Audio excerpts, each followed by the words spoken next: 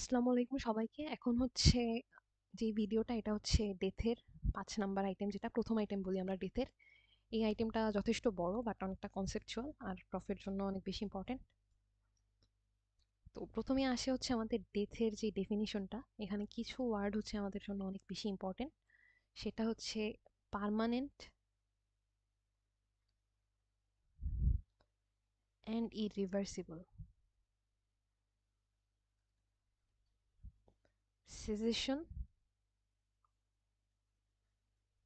Of function of the tripod of life, অথবা বলতে পারবা যে of the three vital interlinked system of the body, যেভাবেই বলো। বাট আমার মনে হয় যে three interlinked vital system of the body, এটা শুনতে একটু বেশি বেটার লাগে আর কি।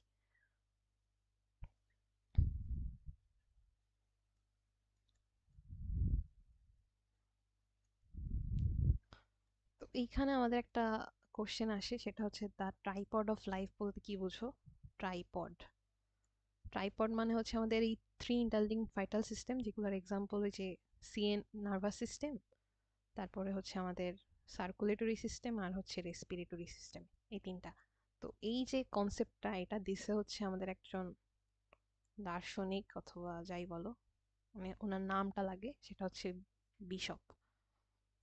তারপরে কোশ্চেনে আসে যে তোমার ফরেনসিক মেডিসিনের কোন ব্রাঞ্চে হচ্ছে ডেথ নিয়ে আলোচনা করা হয়, ওইটা শুনলে হচ্ছে অ্যান্সার দিবা যে থ্যানাটোলজি। যে ডেথের সব কয়টা কনসেপ্ট নিয়ে থ্যানাটোলজিতে আলোচনা করা হয়। তো মোটামুটি এইখান থেকে হচ্ছে আমাদের বেসিক্স অফ ডেথ কাজে লাগে। এরপরে আমাদের লাগে হচ্ছে ডেথের টাইপ।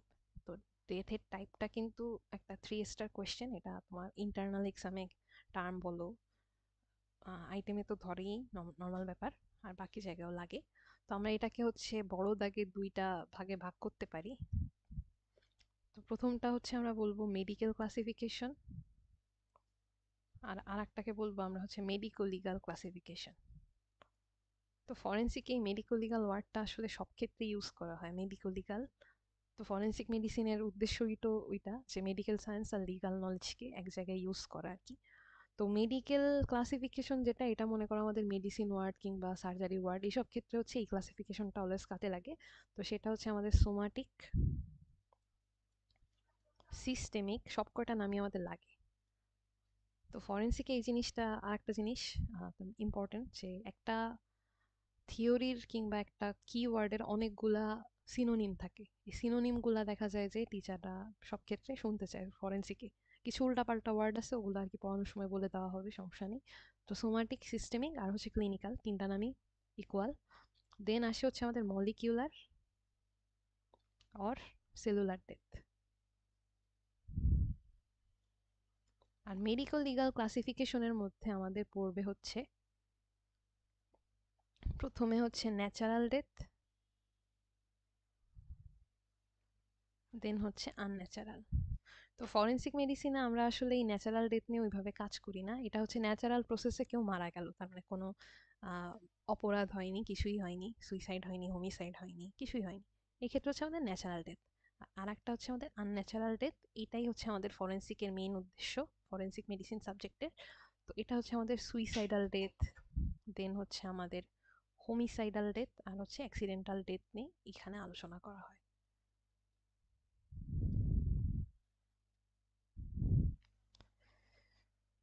তো এরপরে হচ্ছে আমাদের একটা টপিক কাজে লাগে, সেটা হচ্ছে গর্ডনস ক্লাসিফিকেশন অফ ডেথ। এটা ওই টাইপের বাইরে আর কি, উনি হচ্ছে এক্সট্রা দিছে। তো গর্ডনেসের ক্লাসিফিকেশন অনুযায়ী আমরা হচ্ছে এটাকে, ডেথকে হচ্ছে 4টা ভাগে ভাগ করতে পারি। সেটা হচ্ছে আমি এরকম কিওয়ার্ড দিয়ে প্রথমে মনে রাখতাম।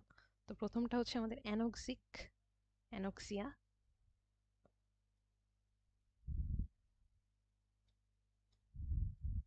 দেন আসে হচ্ছে আমাদের স্ট্যাগনেন্ট,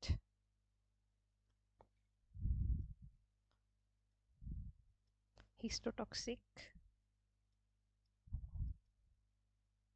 আর অ্যানেমিক। এই 4টা ক্লাসিফিকেশন উনি ভাগ করছিল, এটা জাস্ট জানার জন্য জানবা, অত বেশি ইম্পর্টেন্ট তা না। তো এই পর্যন্ত মোটামুটি এই স্লাইডটাতে। এইবার আসতেছে হচ্ছে আমাদের ডেথের ম্যানার আর হচ্ছে কজ। তো ডেথের আসলে ম্যানার হচ্ছে আমাদের মোটামুটি অনেক বেশি ইম্পর্টেন্ট, সব টিচারই কম বেশি আস করে। তো ম্যানারের মধ্যে আমরা আবার সেই আগের মতোই ডেথের ক্লাসিফিকেশনে যেমন দেখছো যে মেডিকো লিগাল ক্লাসিফিকেশনে আনন্যাচারালের মধ্যে যে কয়টা ভাগ ছিল মোটামুটি সেম একই রকম, ন্যাচারাল আনন্যাচারাল একই রকম ভাবে আগাবে। তো ম্যানারের মধ্যে আমরা সেই আবার একই জিনিস লিখবো যে ম্যানার হচ্ছে হয় ন্যাচারাল হতে পারে অথবা আনন্যাচারাল হতে পারে। আর আনন্যাচারালের আর একটা নাম হচ্ছে আমরা ভায়োলেন্টও বলি, ভায়োলেন্ট ম্যানার। তো আনন্যাচারালের মধ্যে আমার কি কি আছে সেই আগের মতোই, সুইসাইডাল, হোমিসাইডাল, অ্যাক্সিডেন্টাল।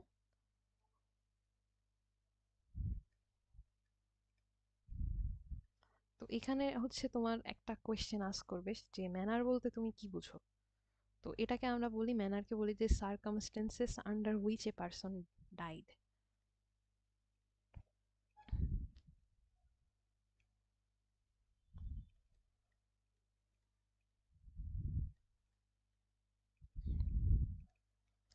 তো ম্যানার জিনিসটা হচ্ছে এটুকু জানলেই মোটামুটি আমাদের কাজে লাগে। ও আর একটা পয়েন্ট বাদ গেছে যে আনন্যাচারাল ডেথের ক্ষেত্রে কখনো কখনো দেখা যায় যে ডিসাইড করা যায় না সুইসাইডাল, হোমিসাইডাল নাকি অ্যাক্সিডেন্টাল ডেথ হয়েছে। তো এই ক্ষেত্রে আমরা বলি যে ডেথের যে ম্যানারটা আছে ওটা হচ্ছে আমাদের আনডিটারমাইন্ড অর আনএক্সপ্লেইনড। তুমি যখনই আনডিটারমাইন্ড বা আনএক্সপ্লেইন বলবা, এর নেক্সট কোয়েশ্চেনটা হবে যে কোন কোন ক্ষেত্রে হচ্ছে এরকম আনডিটারমাইন্ড বা আনএক্সপ্লেইন থাকে।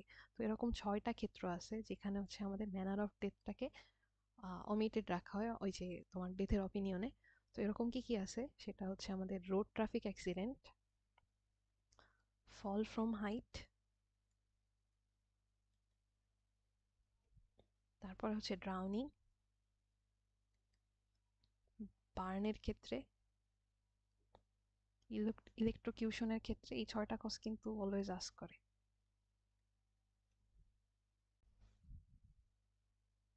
তো আর একটা হলো যে আমাদের পয়জনিং। এই 6টা ক্ষেত্রে হচ্ছে ডেথের ম্যানার দেওয়া পসিবল হয় না, পয়জনিং। তো এবার আসতেছে আমাদের কজ অফ ডেথ। তো কজ অফ ডেথের ব্যাপারটা হচ্ছে কি, এই কোশ্চেনটা যে অনেক বেশি আসে তা না, এইটা হচ্ছে তোমার একটু কম আসা কোয়েশ্চেন, বাট বাই বাই কম বেশি হচ্ছে দেখা যায় আস করতেছে।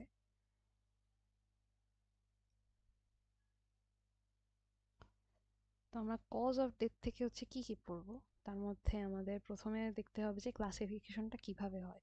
তো এটাকে আমরা কয় ভাগে ভাগ করতে পারি, প্রথমে ইমিডিয়েট কজ, বেসিক কজ,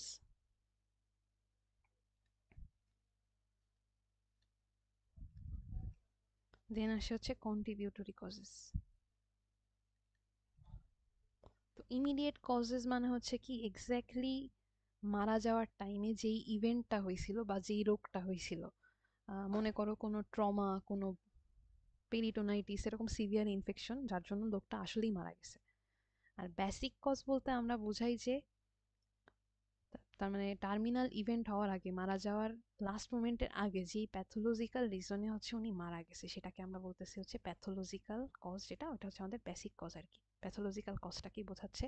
আর কন্ট্রিবিউটরি মনে করো যে সে আসলে মারা গেছে হচ্ছে গাছ থেকে পড়ে যে তোমার নার্ভাস সিস্টেমের ফাংশন অফ হয়ে যাওয়ার কারণে, কিন্তু তার দেখা যাবে যে বডিতে আশেপাশে অনেক ইনজুরি থাকতে পারে, লাইক তোমার পা ভেঙে যেতে পারে, হাত ভেঙে যেতে পারে, কেটে যেতে পারে কোথাও। এইগুলো হচ্ছে দেখা যাচ্ছে যে মারা যাওয়ার প্রসেসে কিছু কন্ট্রিবিউশন দিছে, তো এটাকে আমরা বলি কন্ট্রিবিউটরি কজ। আর আরেকটা ক্লাসিফিকেশন আছে আমাদের কজ, সেটা হচ্ছে ডিপেন্ডিং অন অটোপসি ফাইন্ডিংস।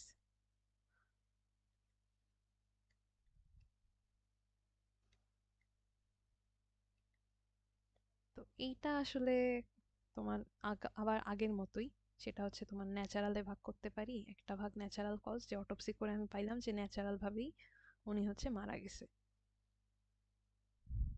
তো ন্যাচারাল কজে দেখা যায় যে আমাদের অটোপসি করে এমন একটা জিনিস পাইলাম যেটা থাকলে সে কোনোভাবেই লাইফ কন্টিনিউ করতে পারতো না, যেমন মনে করো ব্রেনের মধ্যে কোনো একটা বড় ব্লাড ক্লট অথবা হার্টের কোনো মেজর ব্লাড ভেসেলে কোনো একটা বড় ব্লাড ক্লট।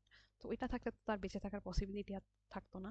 আর আরেকটা হচ্ছে যে আমরা এমন একটা জিনিস পাইছি which is known to cause death. তো ন্যাচারালের মধ্যে এরকম দুই ভাগে ভাগ করে বলতে পারো অথবা শুধু ন্যাচারাল হেডলাইনে বলতে পারো। এটা নিয়ে অত ধরবে না, আসলে সমস্যা করবে না। আর একটা আছে হচ্ছে আমাদের আনন্যাচারাল কজ,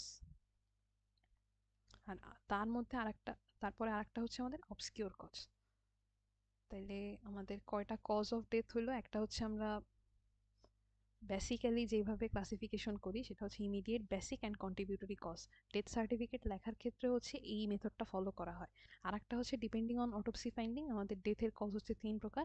একটা হচ্ছে আনন্যাচারাল, ন্যাচারাল, আর একটা হচ্ছে অবসকিউর কজ।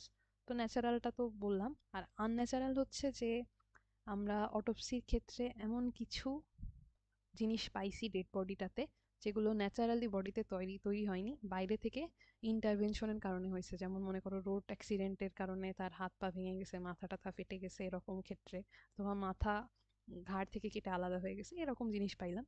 আর অবসকিউর কজ মানে কি, যেই ক্ষেত্রে আমাদের মনে করো অটোপসি করে কিছুই পাইনি যে কেন সে মারা গেছে, আমরা এটা বুঝতে পারতেছি না, আবার ন্যাচারাল কোনো লেশনও আমরা তার বডিতে পাইনি, আনন্যাচারাল জিনিসও নেই, ন্যাচারাল জিনিসও নেই, সেই ক্ষেত্রে হচ্ছে আমরা অবসকিউর কজ বলি।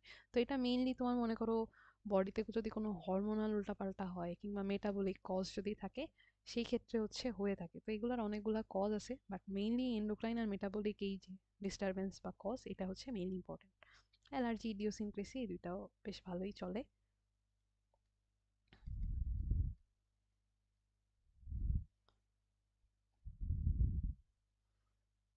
তো এই টপিকটা মোটামুটি এইটুকু হলেই হয়ে যায়। এরপর আমাদের লাগতেছে হচ্ছে mode of death. Mode of ডেথটাও তোমার মনে করো একটা 100% ইম্পর্টেন্ট কোয়েশ্চেন। মোড, তো যদি বলে মোড অফ ডেথ বলতে তুমি কি বুঝো, তো এটা বলতে হবে যে the system which ইনিশিয়েটস death.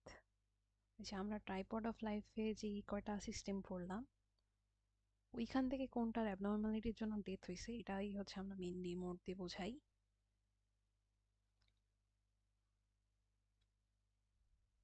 ডেফিনিশনটা important. তো মোড আসলে কি কি আছে সেটা হচ্ছে আমরা বলতে পারি কোমা, অ্যাসফিক্সিয়া, আর হচ্ছে সিনকোপ। তো এখানে হচ্ছে কোমা বলতে আমরা বোঝাই হচ্ছে cessation of function of nervous system, asphyxia দিয়ে বোঝাই আমরা cessation of function of respiratory system, আর সিনকোপে আমরা বোঝাই কি cessation of function of circulatory system. তো তিনটা হচ্ছে সিস্টেমের ফেলিওর দিয়ে আর কি বোঝায় দেওয়া যাচ্ছে। তো এখানে একটা কথা আসে যে সার্কুলেটরি সিস্টেম, সিনকোপের ক্ষেত্রে কখন হচ্ছে একটা পার্সন মারা যাবে, সেটা যদি 1 আওয়ারের মধ্যে একটা মানুষের বডির যদি 1/3 ব্লাড লস হয়ে যায়, হেমোরেজ অথবা কোনো কারণে, সেই ক্ষেত্রে হচ্ছে আমাদের সিনকোপ হয়ে মানুষটা ইমিডিয়েটলি মারা যাওয়ার পসিবিলিটি থাকে। আর অ্যাসফিক্সিয়ার ক্ষেত্রে আমাদের একটা টাইম লিমিট বলে যে 4 to 8 মিনিট যদি অ্যাসফিক্সিয়েটেড অবস্থায় থাকে, তাহলে সেই ক্ষেত্রে হচ্ছে ডেথ হওয়ার পসিবিলিটি থাকে আর কি। তো এখান থেকে হচ্ছে আমাদের কোমার ক্ষেত্রে কজেস অফ কোমা ধরতে পারে। প্রত্যেকটা কজ একটু একটু করে আমাদের আর কি শিখে রাখা ভালো। কোশ্চেন যদি আগায় একটু করে সামনে, তখন বলা যাবে। তো কোমার একটা সুন্দর আলাদা ডেফিনিশন আছে যে স্টেট অফ আনঅ্যারাউজেবল আনকনশাসনেস। এই যে আনঅ্যারাউজেবল আনকনশাসনেস, এই ওয়ার্ডটা হচ্ছে অ্যাড করে তুমি নিজের মতো বলতে পারবা। তো এখানে হচ্ছে ব্রেনে যদি কম্প্রেশন হয় অথবা কোনো ট্রমা লাগে, সেই ক্ষেত্রে হতে পারে কোমা। আর মনে করো কি দিয়ে হয়, যে ড্রাগস, যে নেশা করে যতগুলো ড্রাগ দিয়ে তোমার যত কয়টা মনে থাকে বলে দিলেই মোর দ্যান ইনাফ। দেন হচ্ছে যে মেটাবলিক অ্যাবনর্মালিটি। মেটাবলিক অ্যাবনর্মালিটি আমরা ফার্স্ট প্রফেট টাইমে যেগুলো পড়ছি না, যে ডায়াবেটিক কিটোঅ্যাসিডোসিস, এক্ল্যাম্পসিয়া, ইউরেমিয়া, এগুলা বললে মোর দ্যান ইনাফ। তারপরে আমাদের আসতেছে হচ্ছে অ্যাসফিক্সিয়া। অ্যাসফিক্সিয়ার ক্ষেত্রে তোমার একটা আলাদা আইটেমই আছে অ্যাসফিক্সিয়ার উপর। তো অ্যাসফিক্সিয়া ওই চ্যাপ্টারটাতেই হচ্ছে আমরা ডিটেলসে পড়বো, এই চ্যাপ্টারে অতটা লাগবে না। আর সিনকোপের ক্ষেত্রে আমাদের মনে করো সংজ্ঞাটা অতটা লাগে না। ফিচার্স গুলার মধ্যে মনে করো আমরা ওই যে শকের যেগুলো ফিচার পড়ছি না ফিজিওলজিতে আগে যখন পড়ে আসছো, কোল্ড, ক্ল্যামি স্কিন, তারপরে হচ্ছে তোমার প্যালোর, 3D পালস, যা যা ওই শকে পড়ছো একই জিনিস এখানে অ্যাড করতে হবে। তো এখানে কিছু কিছু এক্সাম্পল দিতে বলে, কিছু এক্সাম্পল বা কেন হচ্ছে আমাদের সিনকোপ হয়, তার মধ্যে দিতে পারবা ফার্স্টে কি আসে, যে হেমোরেজ আসে, তারপরে হচ্ছে কোনো প্যাথোলজিক্যাল কন্ডিশন লাইক হিমোফিলিয়া, এইসবের ক্ষেত্রে যদি আমার এক্সেসিভ ব্লাড লস হয় সেই ক্ষেত্রেও হতে পারে, পয়জনিং এর জন্য হতে পারে। এই তো মোটামুটি এইটুকু বললে এই টপিকটা শেষ বলা যায়। তো এরপরেই আমাদের আসতেছে হচ্ছে আমাদের এইখানে অ্যাসেস করার মেইন জিনিস, সেটা হচ্ছে সোমাটিক ডেথ আর হচ্ছে ব্রেন ডেথ বলতে কি বুঝো। তো সোমাটিক ডেথ বলতে আসলে কি বোঝায়, যে তোমার বডির গ্রস যে ফাংশন আছে সেগুলা বন্ধ হয়ে গেছে। তার মানে হচ্ছে ওই যে 3 ইন্টারলিঙ্কড সিস্টেম যেগুলা, ওগুলার ফাংশন অফ, কিন্তু তোমার বডির সেলগুলো এখনো বেঁচে আছে। এই অবস্থাকে আমরা বলতেছি হচ্ছে সোমাটিক ডেথ। আর সেলগুলাও যখন মারা যাবে, এগুলার ফাংশনও যখন বন্ধ হয়ে যাবে, তখন সেটাকে আমরা যাই বলবো হচ্ছে মলিকিউলার ডেথ। তো এখান থেকে একটা পেইড কোশ্চেন যেটা অলওয়েজ আসবে, সেটা হচ্ছে আমাদের DD of somatic death, differential diagnosis বলে যেটাকে ডিডি। তো এখানে হচ্ছে আমাদের সাসপেন্ডেড অ্যানিমেশন। সাসপেন্ডেড অ্যানিমেশন মানে হচ্ছে অ্যাপারেন্ট ডেথ, এই চ্যাপ্টারের লাস্টে যেই পয়েন্ট পোর্শনটা আছে আর কি। তারপরে coma, excess dose of sedative, অনেক বেশি ঘুমের ওষুধ যদি খায়।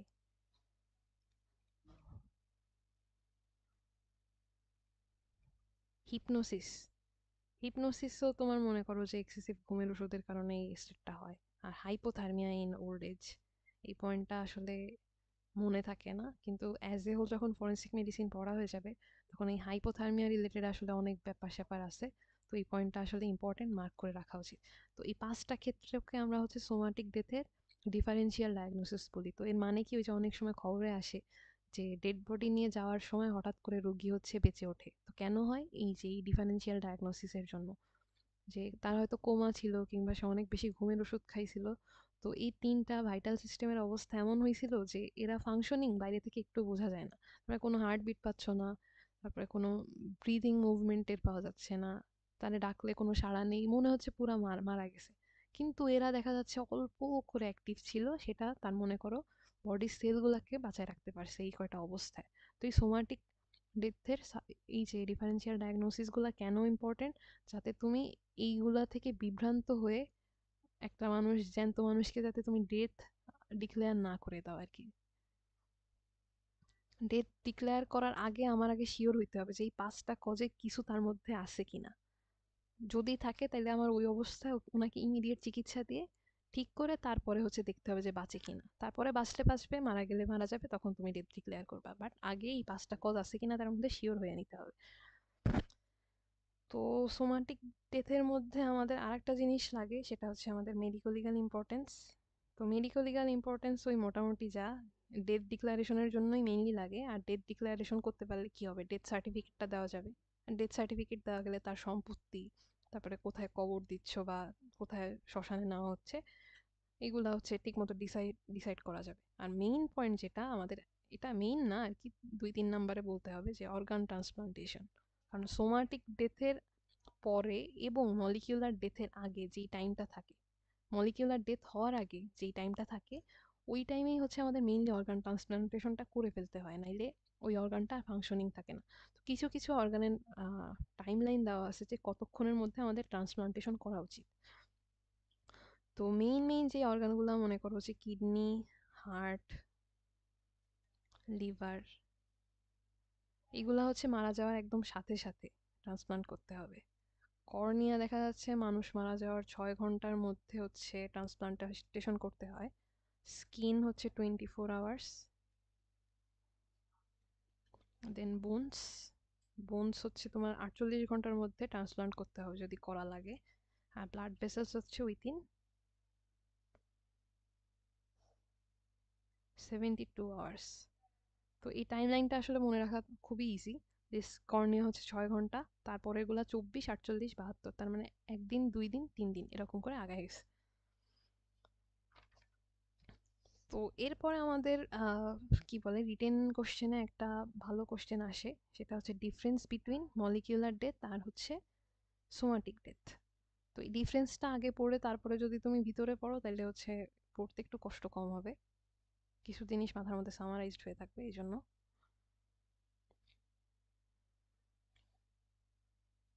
তো এবার আমাদের যে ব্রেন ডেথের ব্যাপারটা আসতেছে, ব্রেন ডেথে চলে যাব। ওই ডিফারেন্সটা তোমরা হচ্ছে নোট বই থেকে যতটুকু আছে ওটা পড়লেই হবে, এক্সট্রা কিছু বলার নেই আসলে। তো ব্রেন ডেথ আসলে কি বোঝায়, যে irreversible condition of the central nervous system, right? তো আমরা ব্রেন ডেথকে হচ্ছে তিনটা ভাগে ভাগ করতে পারি, এই ভাগগুলো আর কি অনেক ধরে। তো আমি এটা বাইরে থেকে অলওয়েজ ভিতরে চিন্তা করতাম, তার মানে কেমন, যে বাইরে আসতে হচ্ছে আমাদের সেরিব্রাল কর্টেক্স, তাহলে হচ্ছে কর্টিক্যাল বা সেরিব্রাল ডেথ।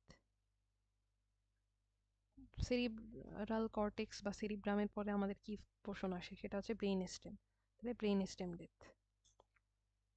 আর আরেকটা আসে হচ্ছে আমাদের দুইটা একসাথে মিলায় মারা যাওয়া, তার মানে হোল ব্রেন ডেথ।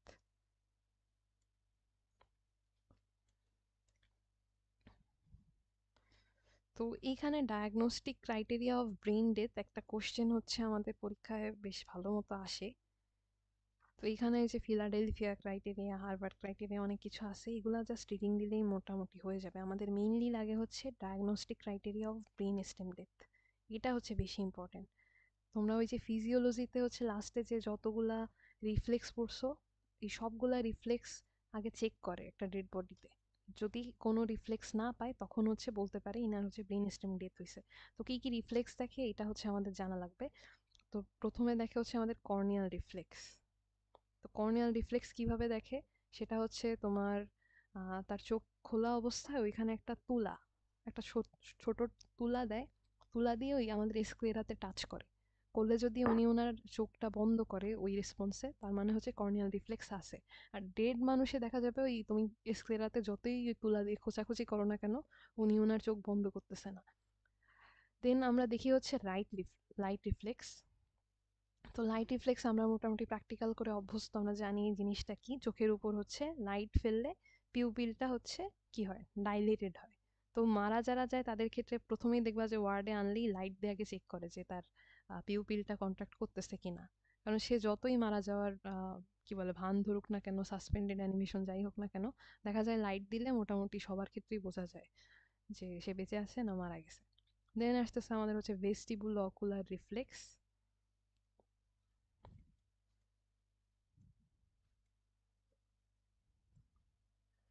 এখানে কি করে, ওই যে কানের বাইরে থেকে ঠান্ডা পানি কানের মধ্যে দিয়ে দেয়, দিলে হচ্ছে দেখবা যে চোখ খুলে যাচ্ছে। এটা ওই যে অনেক সময় সকালে কেউ ঘুম থেকে না উঠলে ওই যে তার কানে পানি দিয়ে দেয়, মুখে পানি দিয়ে দেয়, ওইটাই ওইটাই এই রিফ্লেক্স বলতে পারো, যে এক্সটার্নাল ইয়ারে আমরা ঠান্ডা পানি ইরিগেট করতেছি, তখন সে তার চোখ খুলে ফেলতেছে এরকম। দেন আমাদের আসে হচ্ছে cranial motor nerve responses in response to হচ্ছে পেইনফুল স্টিমুলি। এক্ষেত্রে আমরা কি করি, অনেকগুলা রিফ্লেক্স কোনোটাই পাচ্ছি না, তখন হচ্ছে তার ক্ষেত্রে পেইনফুল হচ্ছে স্টিমুলি দিই।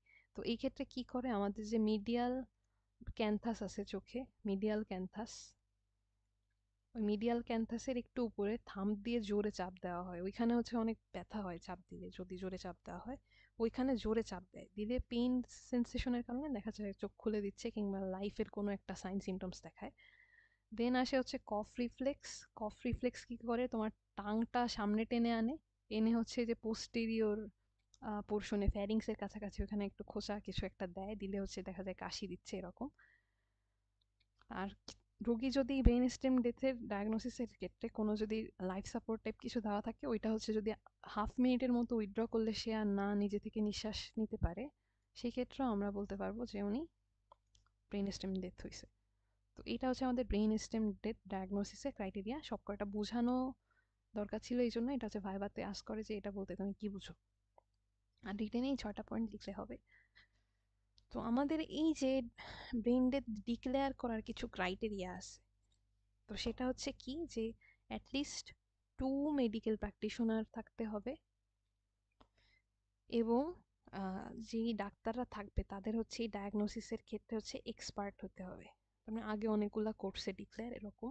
আর কোনো অর্গান ট্রান্সপ্লান্টেশন করে এমন সার্জন হচ্ছে এই টিমটাতে থাকা যাবে না, এই দুজনের মধ্যে একজনও যদি অর্গান ট্রান্সপ্লান্টেশন সার্জন হয় সে হচ্ছে আউট, তাকে নেওয়া যাবে না। আর অ্যাটলিস্ট একজন ডাক্তারকে হচ্ছে কনসালটেন্ট হতে হবে, কনসালটেন্ট লেভেলের। আর প্রত্যেকটা ডাক্তারকেই হচ্ছে 2বার করে আমার টেস্ট করতে হবে, 2 টাইমস, ওকে। এরপরে একটা তার মানে এটা হচ্ছে বার্নিং কোশ্চেন বলতে পারো, বার্নিং কোশ্চেন। সেটা যেখানেই যাও না কেন, রিটেন, ভাইবা, প্রফ, সব জায়গায় হচ্ছে আমাদের এই পয়েন্টটা থাকে। সেটা কি, সরি, অ্যাপারেন্ট ডেথের ক্ষেত্রে বলতেছিলাম, এটা হচ্ছে অ্যাপারেন্ট ডেথের ক্ষেত্রে। তো অ্যাপারেন্ট ডেথের আমাদের অনেকগুলো নাম আছে, সেই সবগুলা নামই হচ্ছে আমাদের পড়া লাগে। সাসপেন্ডেড অ্যানিমেশন,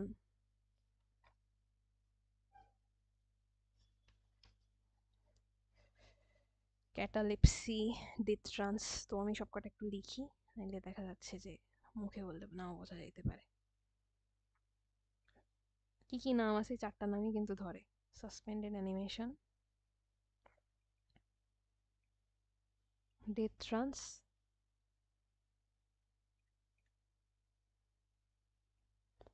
আর একটা হচ্ছে আমাদের ক্যাটালেপসি। ক্যাটালেপসি এই ওয়ার্ডটা আসলে মনে থাকে না মনে হয়, কারণ এপিলেপসির সাথে একটু ভেজাল লেগে যায়। তো যাই হোক, আমাদের হচ্ছে এখান থেকে কি কোশ্চেন করবে যে অ্যাপারেন্ট ডেথ কোন কোন ক্ষেত্রে পাওয়া যায়, আর মেইনলি এটাই লাগে। তো পাওয়া যায় হচ্ছে দুই ক্ষেত্রে। আমরা হচ্ছে একটু মোটা দাগে দুই ভাগে ভাগ করে লিখতে পছন্দ করি। সেটা একটা হচ্ছে আমাদের ভলান্টারি, আর একটা হচ্ছে ইনভলান্টারি। রিটেনের ক্ষেত্রে এইভাবে ভাগ করে লিখবা, তাহলে বেটার। তো ভলান্টারি মনে করো যোগা প্র্যাকটিশনার যারা আছে, ওরা ইচ্ছা করে নিজের দম টম বন্ধ করে ওরকম বসে থেকে মরার মতো থাকতে পারে, ওরা হচ্ছে ভলান্টারি। আর ইনভলান্টারি ওই যে অনেকগুলা কজ আছে, তো তার মধ্যে কিছু কজ হচ্ছে আমাদের অনেক বেশি ইম্পর্টেন্ট। তার মধ্যে একটা হচ্ছে যে নিউবর্ন বেবি, যে অনেক বাচ্চা দেখবা জন্মের পরে কান্না করে না, অনেক থাবায় টাবায় উল্টাপাল্টা করার পরে তারপরে মুখ থেকে পানি বের হয়, কান থেকে পানি বের হয়, তারপরে কান্না করে দেয়। তো তার আগ পর্যন্ত তো ওই অ্যাপারেন্ট ডেথ অবস্থায় ছিল। তো এরপরে লাগে হচ্ছে আমাদের ড্রাউনিং, ডুবা, ডুবে গেছে এমন মানুষ উঠায় তো অনেকক্ষণ সিপিআর দেওয়ার পরে দেখা যায় যে নিঃশ্বাস নিচ্ছে। ইলেকট্রোকিউশনের ক্ষেত্রে আমরা অ্যাপারেন্ট ডেথ পাইতে পারি। তারপরে শকের পেশেন্ট, শকের পেশেন্টের ক্ষেত্রে দেখা যায় লাইফের সাইন সিমটমস খুবই কম দেখা যাচ্ছে এরকম। দেন হচ্ছে এই যে আমাদের হিট স্ট্রোক বা সান স্ট্রোক যেটা করে, হিট স্ট্রোকের ক্ষেত্রে দেখবা যে একদম মরার মতো মনে হচ্ছে, কিন্তু আসলে মারা যায় না। তারপরে হাইপোথার্মিয়া, এক্সট্রিম গরমেও হচ্ছে, এক্সট্রিম ঠান্ডায়ও হচ্ছে। তার মানে দুইটা দুইটা পয়েন্ট করে যদি কোরিলেট করো তাহলে বেশি সুবিধা হয়।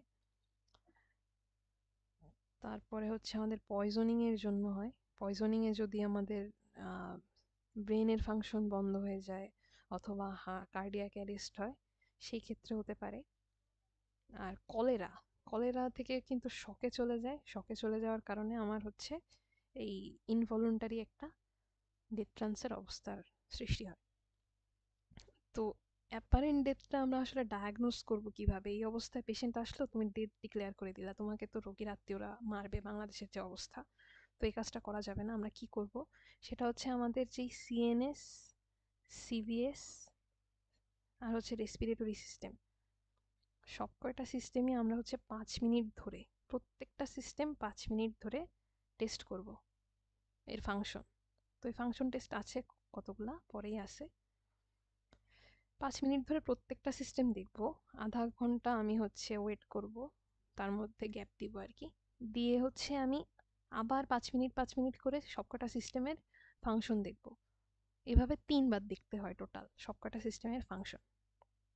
দেখার পরে দেখবো যে কোনো লাইফের সাইন পাই কিনা। পাইলে তো আমি আর বলতে পারতেছি না ইনি মারা গেছে। আর যদি লাইফের সাইন না পাই, আমি আরো কনফার্ম হওয়ার জন্য ইইজি, আর বাংলাদেশে আমাদের ওয়ার্ডে পাওয়া যায় হচ্ছে ইসিজি, এই দুইটা হচ্ছে করতে হবে। ইইজি আর ইসিজি করার পরে আমরা হচ্ছে অপথালমোস্কোপ নামে একটা ইনস্ট্রুমেন্ট আছে, এটার স্পেলিংটা আসলে ওপিএইচ, অপথালমোস্কোপ। তো এই অপথালমোস্কোপ দিয়ে দেখতে হবে যে চোখের রেটিনায় হচ্ছে তোমার ব্লাড ভেসেলের মধ্যে ব্লাড ক্লটেড পাওয়া যায় ডেড মানুষের ক্ষেত্রে। এটাকে কেভোরকিয়ান সাইন বলে, আসে পরে যে পাবা। তো এই অপথালমোস্কোপ দিয়ে আমি দেখবো যে রেটিনার ব্লাড ভেসেলে এরকম ক্লটেড ব্লাড আছে কিনা। যদি থাকে তাহলে হচ্ছে সে মারা গেছে, আর যদি না থাকে তাহলে বুঝতে হবে যে সে বেঁচে আছে। তো এই অ্যাপারেন্ট ডেথের একটা কোশ্চেন অলওয়েজ আস্ক করে যে অ্যাপারেন্ট ডেথের একটা উদাহরণ দাও, একটা ঐতিহাসিক উদাহরণ, হিস্ট্রিক্যাল এক্সাম্পল, যে কোথায় আসলে হয়েছিল। এটা হচ্ছে তোমরা উইকিপিডিয়া একটু সার্চ দিবা কষ্ট করে, সেটা হচ্ছে ভাওয়াল সন্ন্যাস। ভাওয়াল সন্ন্যাসের ক্ষেত্রে আমার এই যে সন্ন্যাসী মানে তো জানো, ভাওয়াল সন্ন্যাস, ওটা সার্চ দিলেই পাবা। এটা নিয়ে একটা মুভিও আছে মোস্ট প্রবাবলি। তো ওইখানে হচ্ছে আমাদের আস্ক করে যে ভাওয়াল সন্ন্যাসের কেসে হচ্ছে মেডিকো লিগাল ইম্পর্টেন্স কি, এটা হচ্ছে আমাদের ভাইবার অনেক ইম্পর্টেন্ট একটা কোশ্চেন। তো তার মেডিকো লিগাল ইম্পর্টেন্স গুলো এটা একটু নোট করে রাখতে পারো। একটা ছিল অ্যাডাল্টারি, আর একটা ছিল আমাদের হচ্ছে সাসপেন্ডেড অ্যানিমেশন বা অ্যাপারেন্ট ডেথ,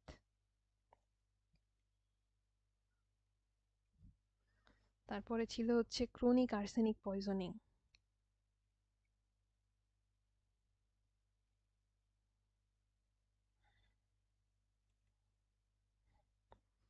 আর একটা ছিল আইডেন্টিফিকেশন, আর একটা ছিল ইমপারসোনেশন। তো এই গল্পটা আসলে অনেক বড়, আমি যদি এখন বলতে চাই এই ভিডিওটা এমনি আজকে একটু লেন্দি হবে, আরো বেশি লেন্দি হয়ে যাবে। এবার আসতেছে আমাদের এই কোশ্চেনটা হচ্ছে আমাদের ডিটেনে অনেক বেশি লাগে, চেঞ্জেস আফটার ডেথ। তো তার মধ্যে আমরা প্রথমে পাবো হচ্ছে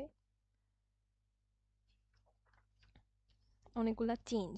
তো সব কয়টা চেঞ্জ আমাদের কি করতে হবে, একদম টানা মুখস্থ রাখা লাগে, কিন্তু এটা বোঝা যায়, একদম অন্ধ মুখস্থ না। তো ইমিডিয়েট, আর্লি আর হচ্ছে লেট, এর মধ্যে কি কি পড়ে এই পয়েন্টগুলো আমাদের পুরোপুরি লাগবে। তো ইমিডিয়েট যেটা, সেটা হচ্ছে আমাদের ওই যে থ্রি ইন্টারলিঙ্কড সিস্টেম, ওদের প্রত্যেকটার ফাংশন সিজেশন হওয়া। আর আর্লি সাইন, আর্লি সাইন হচ্ছে আমাদের 12 থেকে 24 ঘন্টার মধ্যে যেইগুলা হবে সেইগুলাকে বলবো। আর লেট সাইন সিমটমস হচ্ছে ডিকম্পোজিশন শুরু হয়ে যাওয়ার পরে, তার মানে মারা যাওয়ার 24 ঘন্টার পরে যেই ধরনের সাইন সিমটমস শুরু হবে সেগুলা। তো আর্লি চেঞ্জেস এর মধ্যে আমরা হচ্ছে ভাগ ভাগ করি, সেটা হচ্ছে চেঞ্জেস ইন দা স্কিন। তো স্কিনে আমাদের কি কি চেঞ্জ হয়, লাইক হচ্ছে স্কিনে প্যালোড দেখা যায়, একটা মারা যায় গেছে এমন মানুষ হচ্ছে পেল লাগে, আর লস অফ স্কিন ইলাস্টিসিটি। তারপরে আসে হচ্ছে আমাদের স্কিনের চেঞ্জের পরে চেঞ্জেস ইন দা আই, আইয়ের ক্ষেত্রে চেঞ্জ পাবো। তারপরে চেঞ্জেস ইন দা বডি, তার মানে বডির মাস্কুলেচারের কি ধরনের চেঞ্জ হয়, তার মানে ফ্ল্যাসিডিটি হয় না কি হয়, সেটা আমরা মেইনলি এখান থেকে বুঝতে পারি। তারপরে আসে হচ্ছে হাইপোস্ট্যাসিস, রাইগোর মর্টিস,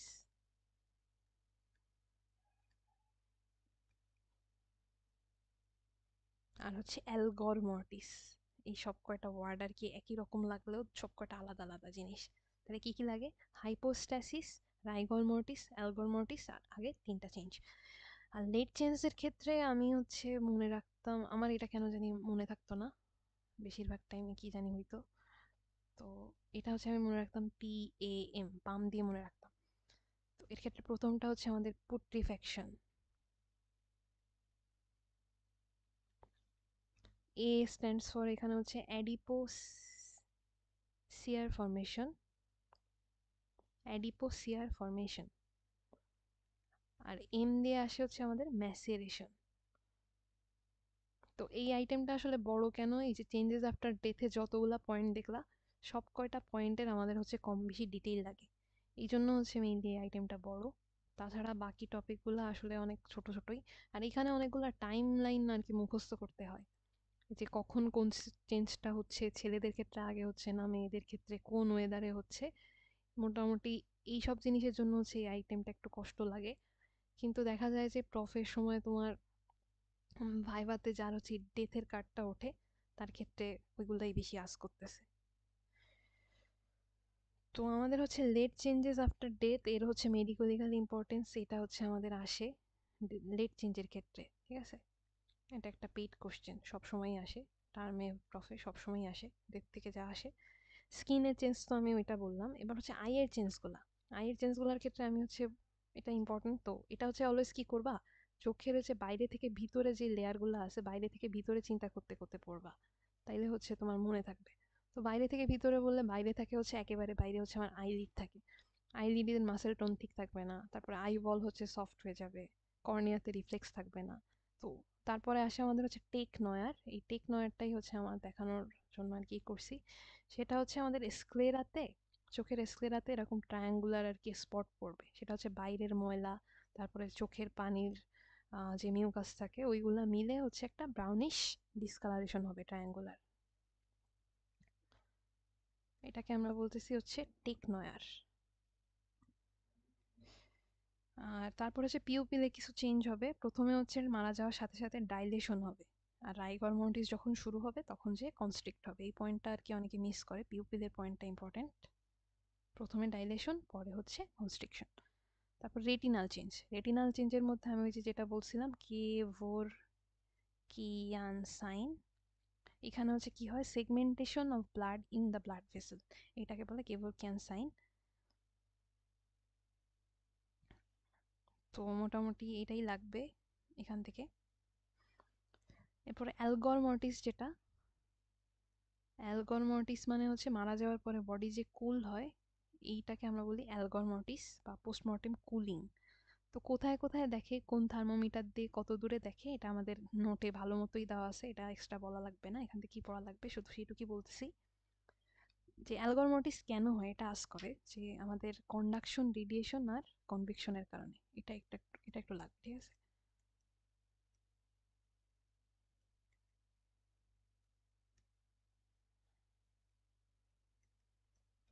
আর ওই যে থার্মোমিটারটা কত থেকে কত ডিগ্রি সেন্টিগ্রেড পর্যন্ত মেজার করে, এটা লাগে 0 থেকে 50 ডিগ্রি সেন্টিগ্রেড, 50 ডিগ্রি। এরপরে আসে হচ্ছে আমাদের হাইপোস্ট্যাসিস। হাইপোস্ট্যাসিস মানে আসলে কি বোঝায়, সেটা হচ্ছে মনে করো কোন একটা মানুষ মারা গেছে, সে যখন মারা গেছে সে শোয়া অবস্থায় ছিল, লাইক এরকম lying flat on the body. তো কি হবে, ওনার বডির যত ব্লাড এটসেট্রা আছে ওনার পিঠের দিকে জমা হবে, পায়ের পেছনের দিকে জমা হবে, এই সাইডে মনে করো হাত আছে, হাতের নিচের দিকে জমা হবে। এই যে ব্লাড জমা হওয়ার কারণে ওইখানে যে কালার চেঞ্জটা, এটাকে আমরা বলি হাইপোস্ট্যাসিস। তো আগের মতোই এর অন্য নামগুলো একেবারে মনে রাখতে হবে। তো এখানে কি কি বলা যায়, লাইভোর মর্টিস, ক্যাডাভারিক, লিভিডিটি। তার মানে লাইভর, লিভিডিটি, এগুলা যেখানেই দেখবা লাইভ শব্দটা, বুঝতে পারবা যে হাইপোস্ট্যাসিস রিলেটেড কোনো একটা কোশ্চেন হয়েছে। তারপরে আরেকটা আছে, সেটা হচ্ছে ভাইভিসেস। এটা একটু কম ধরে যদিও, ভাইভিসেস ওয়ার্ডটাও তো ধরে না। আর ডার্কেনিং অফ ডেথ।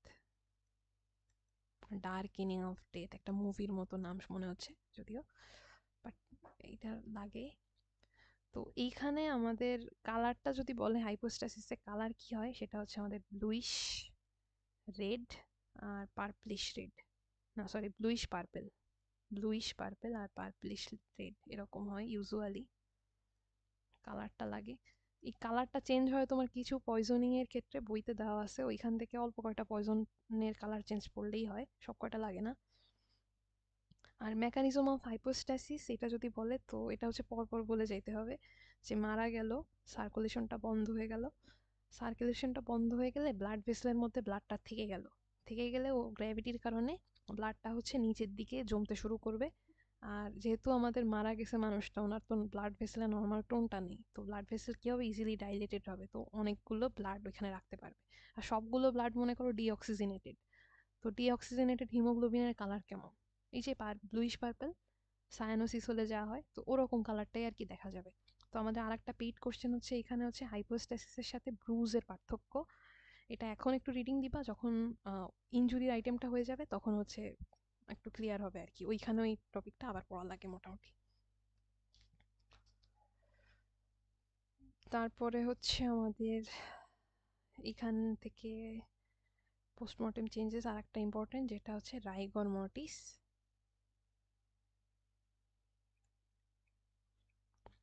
রাইগর মর্টিসের অন্য অন্য নামগুলো এই যে আবার লাগবে, ক্যাডাভারিক,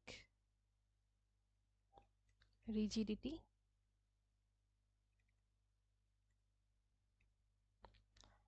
অ্যান্ড ডেথ স্টিফেনিং। তার মানে মারা যাওয়ার পরে যে সবার মানুষের হাত পা অনেক শক্ত হয়ে যায়, এটাকে আমরা বলতেছি হচ্ছে রাইগর মর্টিস। তো এর ডেফিনিশনটা অনেক বেশি লাগে, তো ডেফিনিশনে একটা পয়েন্ট কখনোই মিস করা যাবে না, সেটা হচ্ছে with some degree of shortening. এই যে লাস্টে যে একটা পয়েন্ট, এটা হচ্ছে মিস যায় অনেক বেশি। তো ডেফিনিশন শুনলে তাহলে কি বলতে হবে, rigor mortis state of the muscle of a dead body when they become stiff or rigid with some degree of shortening. তো রাইগর মর্টিস থেকে আমাদের এরপরে যেটা লাগে হাইপোস্ট্যাসিস, বা মনে করো লাইভর মর্টিস, ওইটার নাম দেখো লাইভর মর্টিস, এটার নাম রাইগর মর্টিস, তার মানে প্যাচ লেগে যাওয়ার খুবই একদম বড় সড়ো পসিবিলিটি আছে। আলাদা আলাদা লিখে নিতে হবে আর কি একটা নোট খাতায়, তাহলে মনে রাখা একটু বেটার হবে। তো রাইগর মর্টিসের মেকানিজমটা হচ্ছে খুব খুব ইম্পর্টেন্ট, হাইপোস্টেসিসের থেকেও এটা বেশি ইম্পর্টেন্ট। তো এটা হচ্ছে আমরা যে ফিজিওলজিতে মাসেল কন্ট্রাকশনে যেখানে পড়ছিলাম, ওইখানে একটা ইম্পর্টেন্ট পয়েন্ট ছিল। কি ছিল, যে এই যে আমাদের মায়োসিনের হেড যেটা, ওটা তো অ্যাক্টিনের সাথে বাইন্ডেড ছিল না, এরকম ভাবে অ্যাক্টিনের সাথে বাইন্ডেড ছিল মায়োসিনের হেডটা। তো আমরা কি জানতাম, এই অ্যাক্টিন আর মায়োসিনের মধ্যে যে যে কানেকশন, হেডের সাথে অ্যাক্টিনের কানেকশন, এই পয়েন্টটা ছাড়াইতে গেলে কি লাগে, এটিপি লাগে না? যখন হচ্ছে এই যে মায়োসিনের এই যে হেডের সাথে এটিপি লাগে, তখনই দেখা যায় যে হেডটা অ্যাক্টিন থেকে ডিটাচড হয়ে যাচ্ছে। তারপরে আবার ও কিছু এনার্জি পেয়ে মাথাগুলো ওই যে সোজা করে, সোজা করে তারপর অন্য আরেকটা অ্যাক্টিন ধরে ওইটাকে টান দেয়, এরকম আমরা মেকানিজম পড়ছি ওইখানে। তো একটা মানুষ যখন মারা যায় তার বডিতে হচ্ছে এটিপি ডেফিসিয়েন্সি হয়। ডেফিসিয়েন্সি হলে দেখা যায় যে অলরেডি কন্ট্রাক্টেড যে মাসেলগুলো ছিল সেখানে কি ছিল, এই মায়োসিনের হেড তো অ্যাক্টিনের সাথে এভাবে লাগানো ছিল, ওই হেডগুলো আর ডিটাচড হইতে পারে না। ডিটাচড না হইলে বডিতে মনে করো ওই কন্ট্রাক্টেড অবস্থাটাই পারসিস্ট করে। এই জন্য হচ্ছে দেখা যায় কোনো রিল্যাক্সেশন দেখা যায় না, রাইগর মর্টিস দেখা যায়। তো পরে যে বলবা যে কিছুক্ষণ পরে যে তো বডিটা মনে হয় যে আবার একটু রিল্যাক্স মনে হচ্ছে, একটা মানুষ মারা গেছে তার, তো একটা সার্টেন টাইম পরে দেখা যায় যখন এই মায়োসিন হেড আর অ্যাক্টিনের যেইখানে কানেকশন, এখানে পুট্রিফ্যাকশন শুরু হয়, তার মানে পচন শুরু হয় যখন, তখন হচ্ছে এই বডিটা আবার হচ্ছে একটু রিল্যাক্সড হয়ে যায়। তো মেকানিজমের সামারি এটা, এটা হচ্ছে সুন্দরভাবে হচ্ছে নোটে আমাদের লেখা আছে, গোছানো আছে, এটা পড়লেই হয়ে যাবে। এখানে একটা পয়েন্ট আছে, সেটা হচ্ছে আমাদের নিস্টেন রুল। নিস্টেন রুল বলতে আমাদের কি বোঝায়? নিস্টেন রুল বলতে বোঝায় যে বডির সব মাসেল, সেটা ভলেন্টারি হোক না ইনভলেন্টারি হোক, দুইটার ক্ষেত্রেই হচ্ছে আমাদের রাইগর মর্টিস দেখা যাবে। কিন্তু ইনভলেন্টারি যেই গ্রুপ অফ মাসেলস আছে বডিতে, তাদের ক্ষেত্রে হচ্ছে রাইগর মর্টিস সবচেয়ে আগে অ্যাপিয়ার করবে। তাহলে তোমার যদি কোয়েশ্চেন করে যে রাইগর মর্টিস সবচেয়ে আগে কোথায় দেখা যায়, তাহলে তোমার তখন বলতে হবে যে সবার আগে ইনভলেন্টারি মাসেল গ্রুপে অ্যাপিয়ার করে। সেই ক্ষেত্রে হচ্ছে আমাদের হার্টের মায়োকার্ডিয়ামে সবচেয়ে বেশি আগে অ্যাপিয়ার করে। তারপরে হচ্ছে ভলেন্টারি মাসেলের মধ্যে সবচেয়ে আগে কোনটা অ্যাপিয়ার করে, সেটা হলেও অ্যান্সার হবে হচ্ছে আমাদের আইলিড। আইলিডে সবচেয়ে বেশি তাড়াতাড়ি অ্যাপিয়ার করে। তো এইখানে হচ্ছে আমাদের এই রাইগর মর্টিসের এই যে কোথা থেকে কোথায় হচ্ছে রাইগর মর্টিসটা যাচ্ছে, এটা হচ্ছে আমাদের কাজে লাগে। তো প্রথমে হচ্ছে আমাদের চোখের আইলিডে আসলো রাইগর মর্টিস, প্রথমে হচ্ছে আইলিডে আসলো। আইলিড থেকে কোথায় যায়, সেটা মনে করো মানুষের চোখ তো সবার উপরে, তাহলে চোখের নিচে কি হয়, ব্যাক, ব্যাক আর নেক, তাহলে ব্যাকে যাবে আর নেকে যাবে rigor mortis, back and neck. তারপরে কি হবে, নেকের সামনে আসবে, ফ্রন্ট অফ দ্য নেক। এরপরে কি হবে, আমাদের মুখটা তো বাকি থেকে গেছে, তাইলে ও আবার কি হবে, ব্যাক করে মুখের হচ্ছে রাইগর মর্টিস করবে। এরপরে হচ্ছে আমাদের মুখের, মুখ গেল, নেক গেল, তাহলে লোয়ার পোর্শন, তাহলে চেস্ট, অ্যাবডোমেন, এইগুলাতে হচ্ছে আমাদের রাইগর মর্টিস শুরু হবে। আপার এক্সট্রিমিটি, দেন হচ্ছে লোয়ার এক্সট্রিমিটি, আর লোয়ার এক্সট্রিমিটিরও পরে যে লাস্টে একদম কি পাবো আমরা, সেটা পাবো হচ্ছে ফিঙ্গার্স অ্যান্ড টোজ এর ক্ষেত্রে। এই সিরিয়াল বাই সিরিয়াল এটা কিন্তু আমাদের কাজে লাগে। তো এটা হচ্ছে এইভাবে মনে রাখা যায় যে এই যে প্রথমে হচ্ছে আইলিড, একটা উল্টাপাল্টা মানুষ আঁকতেছি, যাই হোক, এই যে এরকম, যাই হোক, প্রথমে হচ্ছে আইলিডে হলো, আইলিডে হওয়ার পরে হচ্ছে আমাদের পিছনে যাবে, সেটা হচ্ছে back of the neck, back of the নেকের ক্ষেত্রে যাবে, কোনো রকম ভাবে একটু আঁকতেছি, ব্যাক অফ দ্য নেকে যাবে, দেন হচ্ছে ব্যাক অফ দ্য নেক থেকে ফ্রন্ট অফ দ্য নেকে আসবে, দেন হচ্ছে আমার ফেসে হচ্ছে রাইগর মর্টিস হবে। তারপরে এই যে চেস্ট, অ্যাবডোমেন, আপার এক্সট্রিমিটি, এই যে হাত, একটা কোনো রকম হাত ছোট মোটো, আচ্ছা, আপার এক্সট্রিমিটি, দেন হচ্ছে আমার ওইখান থেকে যাবে হচ্ছে লোয়ার এক্সট্রিমিটিতে, তারপরে ফিঙ্গার্স অ্যান্ড টোজ। ও একটা ই ফ্লো মেনটেন করে আর কি, অ্যাবোভ টু ডাউনওয়ার্ডস। তারপরে এর যে টাইম লাইনটা আমাদের হচ্ছে ইসে দেওয়া আছে, নোট বইতে দেওয়া আছে, এই টাইম লাইনটা কিন্তু খুব ইম্পর্টেন্ট ধরে। তো এর মধ্যে একটা জিনিস হচ্ছে ভাইবাতে টিচাররা অ্যাজ এ হোল শুনতে চায় যে মারা যাওয়ার পরে পুরো বডিতে রাইগর মর্টিস ডেভেলপ করতে লাগে হচ্ছে 12 ঘন্টা। অ্যাজ এ হোল পুরা বডিতে রাইগর মর্টিস ডেভেলপ করতে টাইম নেয় হচ্ছে 12 ঘন্টা মারা যাওয়ার পরে। ওই রাইগর মর্টিসটা 12 ঘন্টা হচ্ছে পারসিস্ট করে। আর দেন হচ্ছে আমার কি হয়, 12 আওয়ার পরে চলে যায়, আরো 12 আওয়ার পরে। তাইলে টোটাল কত ঘন্টা হলো দেখা যাচ্ছে 36 আওয়ার্সের মধ্যেই আমার এই রাইগর মর্টিসের কারসাজি শেষ হয়ে যায়। এরপরে হচ্ছে কিছু টপিক আছে ক্যাডাভারিক স্প্যাজম। এই ক্যাডাভারিক স্প্যাজমটা হচ্ছে আমার খুবই ইম্পর্টেন্ট, এটার হচ্ছে ডেফিনিশনটা হচ্ছে পড়বা, এটা কাজে লাগে।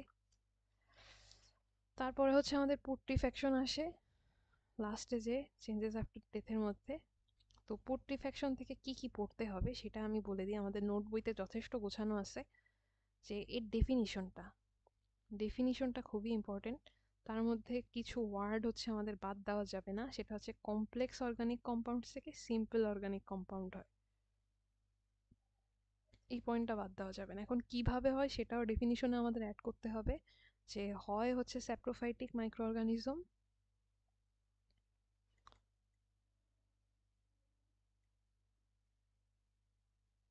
অর আমাদের অটোলাইসিস। এই হচ্ছে পুট্রিফ্যাকশনের মনে করো থিম। এখন থিম তো জানলা, এখন এটার পরে আমাদের আরো কি কাজে লাগে সেটা একটু দেখতে হবে। তো পুট্রিফ্যাকশনে আমাদের হচ্ছে মেকানিজমের ক্ষেত্রে একটা হচ্ছে অটোলাইসিস, তার মানে আমাদের লাইসোজোমাল এনজাইমগুলা বাকি আশেপাশের সেলকে নষ্ট করে ফেলবে, এটা হচ্ছে অটোলাইটিক মেকানিজম। আর ব্যাকটেরিয়াল মেকানিজম যেটা আছে সেটা হচ্ছে আমাদের বেশি কাজে লাগে। তো এখানে ব্যাকটেরিয়াল মেকানিজম যেটা, আমাদের বডিতে যে সিকাম আছে, লার্জ ইন্টেস্টাইনের আগে যে সিকাম, এখানে হচ্ছে আমাদের বডির বেশিরভাগ ব্যাকটেরিয়া আর কি তোমার থাকে আর কি, যারা আমাদের মিথজীবী ব্যাকটেরিয়া বলে যাদেরকে আর কি, ওরা থাকে। তো এই ব্যাকটেরিয়াগুলো যেহেতু এখানে বেশি থাকে, আমাদের বডির রাইট আইলিয়াক ফসা থেকে মারা যাওয়ার পরে পুট্রিফ্যাকশন শুরু হয় এবং ওইখানে দেখা যায় একটা পার্পেল ডিসকালারেশন হয়ে তারপরে বাকি বডিতে পুট্রিফ্যাকশনটা শুরু হয়ে যায়। পুট্রিফ্যাকশন মানে তো বুঝো, এটা হচ্ছে পচে যাওয়া। তো এইটা হচ্ছে পয়েন্টটা ইম্পর্টেন্ট। আর একটা জিনিস আস করে যে আমাদের কোন কোন অর্গানিজম এই পুট্রিফ্যাকশনের জন্য রেসপন্সিবল। তো তার মধ্যে আছে হচ্ছে আমাদের ক্লস্ট্রিডিয়াম ওয়েলচি, এইটা হচ্ছে কোনোটা না পারো এটা হচ্ছে পারাই লাগবে, সেটা হচ্ছে ক্লস্ট্রিডিয়াম ওয়েলচি। তারপরে হচ্ছে স্ট্রেপ্টোকক্কাই, স্টেফাইলোকক্কাই, প্রোটিয়াস, এশেরিকিয়া কোলাই, এগুলা বললে মোটামুটি হয়ে যাবে। তো এই পুট্রিফাইং ব্যাকটেরিয়াগুলো আসতেছে কোথা থেকে, এটা যদি শোনে তো বলবা যে আমার বডির মধ্যে থেকেই আসতেছে, এই যে সিকামের ওইখান থেকে আসতেছে। তো এখানে হচ্ছে এই সিকামের ওইখানে পার্পলিশ কালার হইতে পারে, গ্রিনিশ কালার হইতে পারে, বহুত কালার হওয়া সম্ভব। এইবারে যে আমাদের পুট্রিফ্যাকশনের কিছু স্টেজ আছে, এটা হচ্ছে আমাদের রিটেনের জন্য খুবই খুবই খুবই ইম্পর্টেন্ট। আমি কিন্তু সব বলতেছি না, যেগুলা বেশি লাগবে সেগুলা বলতেছি, কিন্তু আইটেমের আগে নিয়ম কি সবকিছু একবার হলেও রিডিং দেওয়া। তো স্টেজের ক্ষেত্রে আমরা হচ্ছে 5টা স্টেজ আছে, সেগুলো হচ্ছে টাইমলাইন সহ মনে রাখা লাগে। তো এটা হচ্ছে আমাদের রেডিতে রেফারেন্সে যেই টাইমলাইনটা দেওয়া আছে আমরা হচ্ছে ওইভাবেই আগাবো মেইনলি। তো প্রথমে স্টেজটা আমি একটু টাইমলাইনগুলো গোছানোর জন্য এটা একটু লিখে দিব।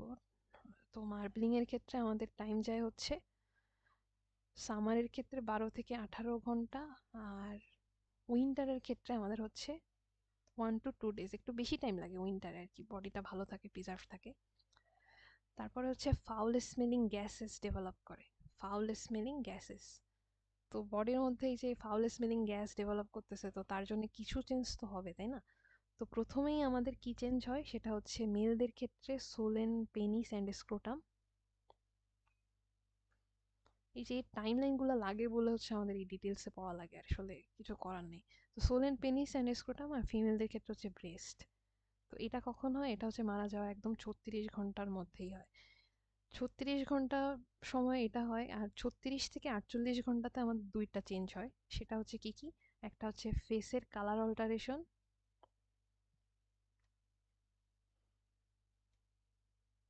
এই টাইমটা হচ্ছে পর পর মনে রাখবা, নাইলে হচ্ছে যখন অনেক কিছু একসাথে পড়া হয় তাইলে হচ্ছে মনে থাকবে না তখন যে।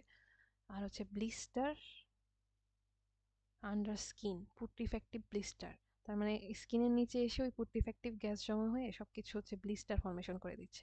তো এই দুইটা চেঞ্জ হচ্ছে 36 থেকে 48 ঘন্টার মধ্যে হয়।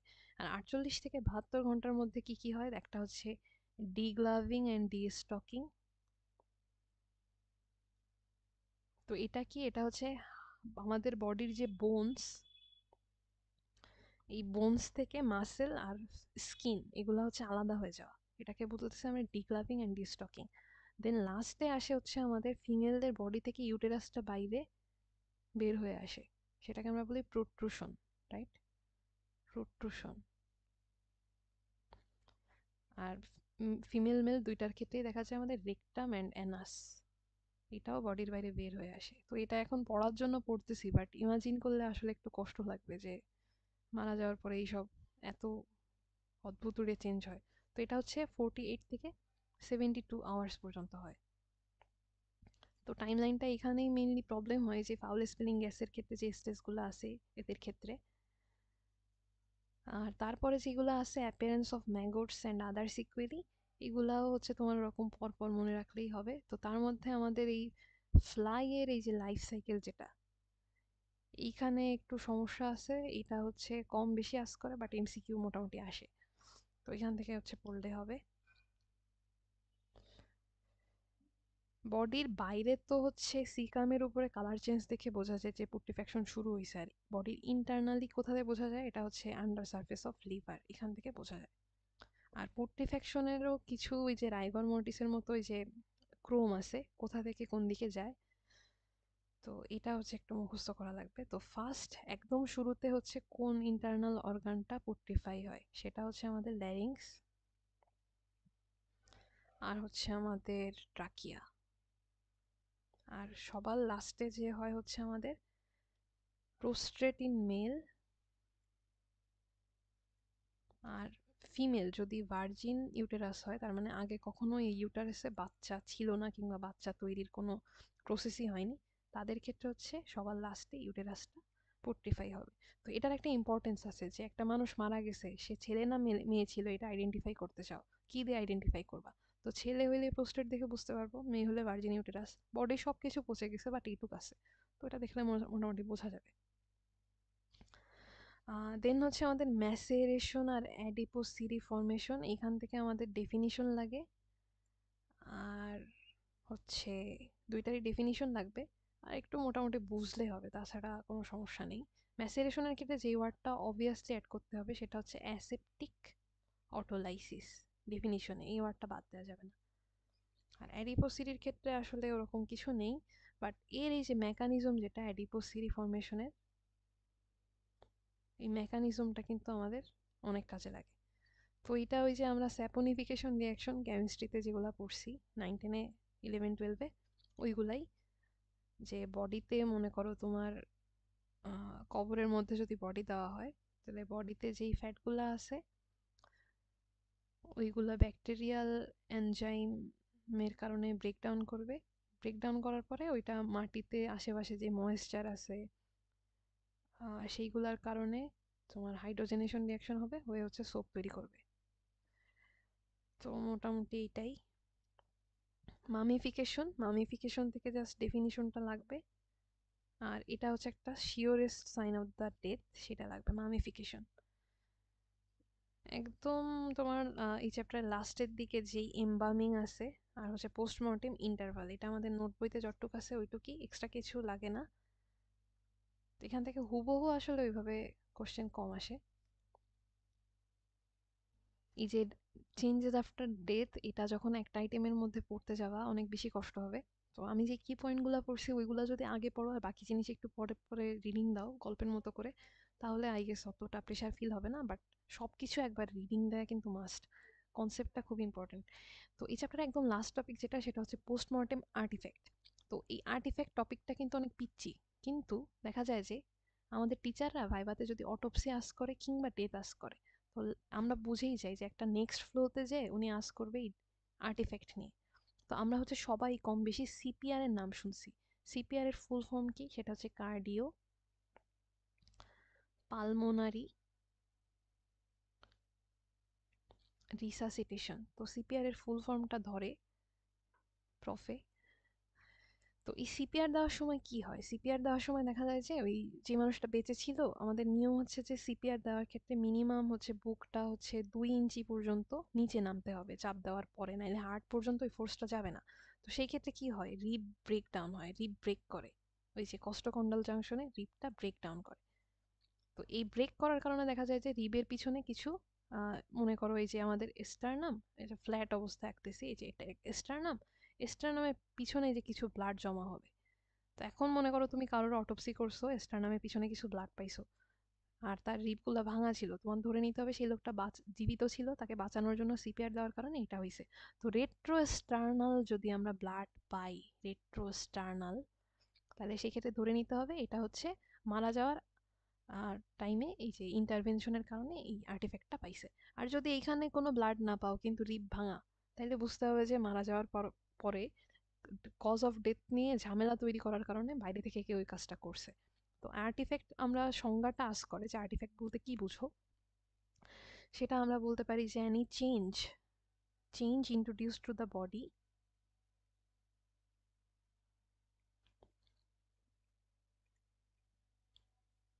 which can lead to misinterpretation of the detection of medical legal cause of death। তার মানে অ্যান্টিমর্টেম ফাইন্ডিংস এর সাথে এটা আসলে মিক্সড আপ হয়ে যাবে, আমি বুঝতে পারবো না এক্স্যাক্ট কি কারণে মারা গেছে। তো এটাকে আমরা দুইটা টাইমলাইনের মধ্যে ভাগ করতে পারি, একটা হচ্ছে আর্টিফ্যাক্টস introduced between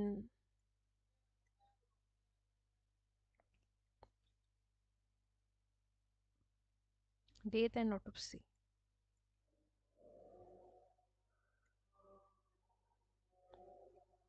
যে মারা যাওয়ার পরে আর হচ্ছে আমাদের অটোপসির আগে যে আর্টিফ্যাক্টগুলো অ্যাড করা হয়েছে সেটা বলতে পারি। তো তার মধ্যে আমাদের যে তিনটা বলতেই হবে সেটা হচ্ছে অ্যাগোনাল আর্টিফ্যাক্ট। অ্যাগনাল মানে হচ্ছে তোমার মারা যাওয়ার পর থেকে অটোপসির আগ পর্যন্ত টাইমটাকে আমরা অ্যাগনাল পিরিয়ড বলি। ওই টাইমে মনে করো বডিটা ডেলিভার করার ক্ষেত্রে এক জায়গা থেকে আরেক জায়গায় মুভ করার কারণে যেই আর্টিফ্যাক্টগুলো প্রডিউস হয়েছে বডিতে, যেই চেঞ্জগুলো অ্যাড হয়েছে, ওইগুলোকে আমরা বলি অ্যাগনাল আর্টিফ্যাক্ট। দেন হচ্ছে আমাদের এই যে রিসাসিটেশন আর্টিফ্যাক্ট, এই যে সিপিআর, সিপিআর একটা মেইন জিনিস। তারপরে হচ্ছে তোমার মনে করো ওই যে মুখে অক্সিজেন মাস্ক লাগায়, তারপরে হচ্ছে ট্রাকিওস্টমি করে ওই যে এন্ডোট্রাকিয়াল টিউব দিতে পারে, বিভিন্ন জিনিস হতে পারে। আর হচ্ছে আমাদের এমবামিং আর্টিফ্যাক্ট।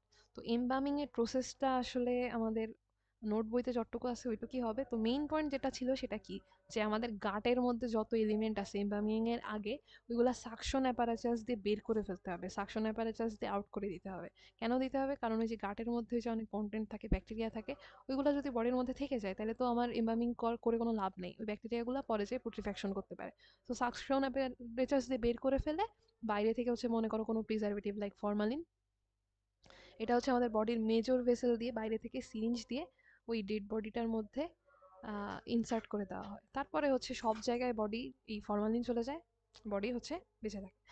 আর আরেকটা হচ্ছে আমাদের আর্টিফ্যাক্টস ডিউরিং হচ্ছে অটোপসি, আর্টিফ্যাক্টস ডিউরিং অটোপসি। তো অটোপসির টাইমে আমাদের কি কি আর্টিফ্যাক্ট হয় সেটা মনে করো এই যে অটোপসির টাইমে ছুরি দিয়ে ওই যে মাথা ফাটায়, তারপরে ওই যে স্কিন ইনসিশন দেয়, ওইগুলোর জন্য যেগুলো হয় মনে মনে করে ওইগুলো বললেই মোটামুটি শেষ। তো এই যে আমাদের ডেথ আইটেমের ব্যাপার স্যাপার, এই কয়টা জিনিসই ছিল, অনেক বড় একটা আইটেম। বাট আই হোপ যে কনসেপ্ট যেগুলো ছিল আমি হচ্ছে বোঝাতে পারছি। আর যদি এরপরে কোনো কোয়েশ্চেন থাকে কমেন্টে হচ্ছে করলেই হবে।